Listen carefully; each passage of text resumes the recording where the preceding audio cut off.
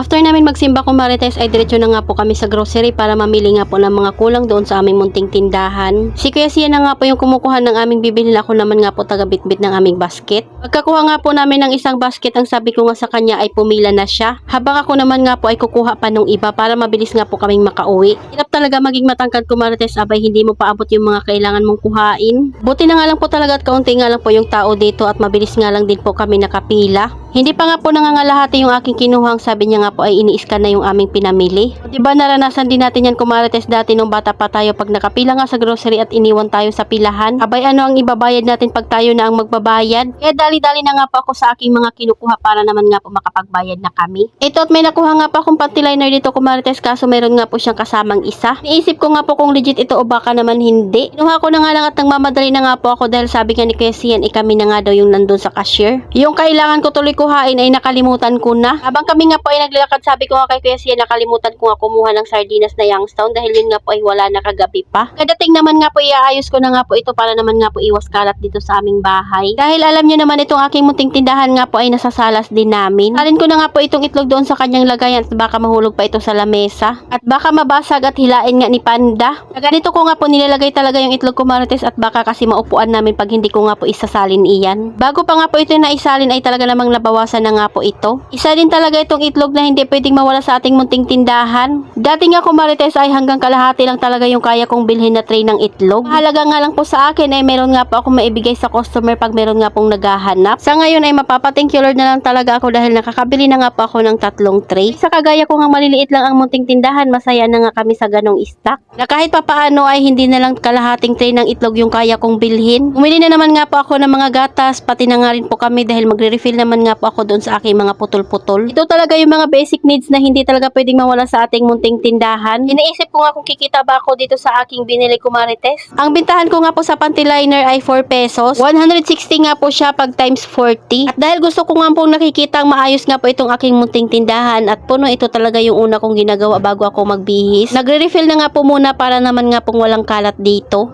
Nung dati na hindi pa ako nagpuputol-putol kumarites, yung shampoo namin ay iba-iba. Dahil bawat punit ng shampoo, ayun nga po yung gagamitin namin. At na nga rin po kape at gatas ay kung ano nga po yung napunit, ayun nga po yung titimplahin namin. Ngayon nga po ay hindi na nga po talaga yun nangyayari, kaya naman pwede na nga kami pumili ng aming kakapihin. Char. Dating naman sa shampoo kumarites, Bremod lang talaga yung aking ginagamit dahil doon nga po kami hiyang. 2 piraso na nga lang po yung aking bitchin, kaya naman bumili na nga rin po ako ng isang pack. Hindi nga po itong aking ginisa mix ay isa na lang, sakto at naalala ko ngang bumili. Minsan kasi kung ano pa nga po yung kailangan talagang bilhin, ayun pa nga po yung nakakalimutang bilhin. Meron nga nagtanong sa akin kumarites kung hindi ba ako na-expire ng aking mga paninda dahil lagi nga daw po ako nag-i-stock. Sa totoo lang, minsan nga po ay nauubusan pa yung aking mga stock dito at kinukulang pa. Siyempre hindi ka naman mag-i-stock ng marami kung hindi nga po mabili sa iyong munting tindahan. Dahil pag hindi nga po mabili sa aking munting tindahan, ang ibinibili ko nga lang po ay tagda 2 piraso. Kasi minsan meron nga pong naghahanap, abay sayang din iyon at customer nga rin po natin iyon. Kaya hanggat maaari ay kinukumpleto ko nga po yung aking stock.